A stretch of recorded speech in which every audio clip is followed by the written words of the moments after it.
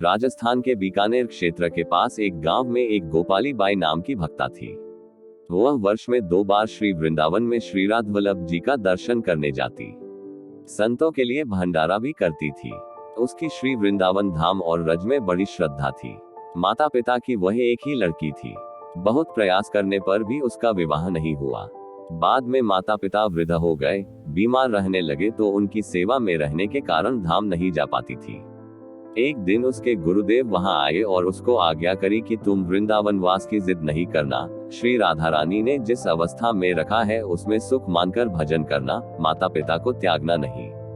अपने मुख से सदा राधा वल्लभ श्री हरिवंश श्री वृंदावन श्री वनचंद्र इसका कीर्तन करती रहती थी। कुछ वर्ष बाद माता पिता का शरीर शांत हुआ। अब वृंदावन जाने का सोचती तो स्वयं का शरीर भी कमजोर होने लगा था। आसपास के लोग उसको कभी रोटी दाल आदि दे जाते। एक दिन उसको लगा कि अब मृत्यु निकट है। वह बहुत व्याकुल होकर तीव्र गति से भजन करने लगी। अब कैसे ब्रज रज पाऊं, अब कैसे धाम का दर्शन पाऊं, रुदन करती हुई पुकारने लगी, राधा वल्लभ श्री हरिवंश श्री वृंदावन श्री वनचंद्र। उसी समय उसने देखा कि वह जिस चारपाई पर पड़ी है उसके बगल में यमुना जी प्रकट हो गई। सामने श्री गिरिराज जी प्रकट हो गए। वह अनुभव कर रही थी कि यमुना जी के किनारे उसकी चारपाई पड़ी है। यमुना का दिव्य नील वर्ण है, अत्यंत स्वच्छ जल है और उनके भीतर अलौकिक स्वर्ण कांति के मत्स्य कछुए हैं। गिरिराज जी स्वर्णमयी दिखाई दिए।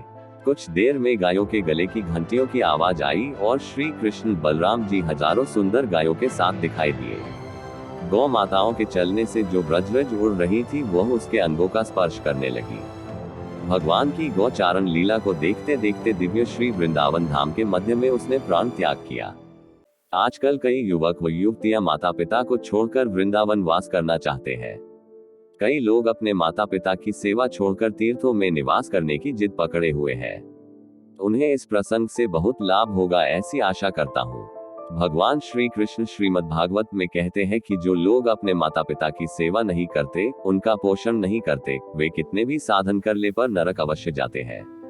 वहां उन्हें भूखा रखा जाता है और जब वह भूख से व्याकुल होकर चिल्लाते हैं तो उनके अपने ही शरीर का मांस नोचकर यमदूत उन्हें खिलाते हैं। भगवान की कृपा से जिन्हें ब्रजवास मिला है वह तो है ही, पर जिन्हें अभी नहीं मिला है उनको भगवान ने जहां रखा है वहीं रहकर निष्ठा से नाम करना चाहिए। नाम, भगवान और धाम में कोई अंतर नहीं है। नाम स्वयं ही साधक के पास धाम को प्रकट कर सकता है। श्री महाप्रभु जी को वृंदावन का प्रचंड विरह होता था, परंतु माता के लिए वह जगन्नाथपुरी में ही रहे। श्री मीरा जी ने भी नाम के प्रभाव से वृंदावन को मीरता क्षेत्र में ही प्रकट कर लिया। ब्रज की लता पता, गोवर्धन, ब्रज के कुंड, ब्रज के वन सभी के सभी मीरता में प्रकट हो गए। श्री राधा बाबा और हनुमान प्रसाद पोद्दार जी को गोरखपुर में रहकर धाम का नित्य अनुभव होता था।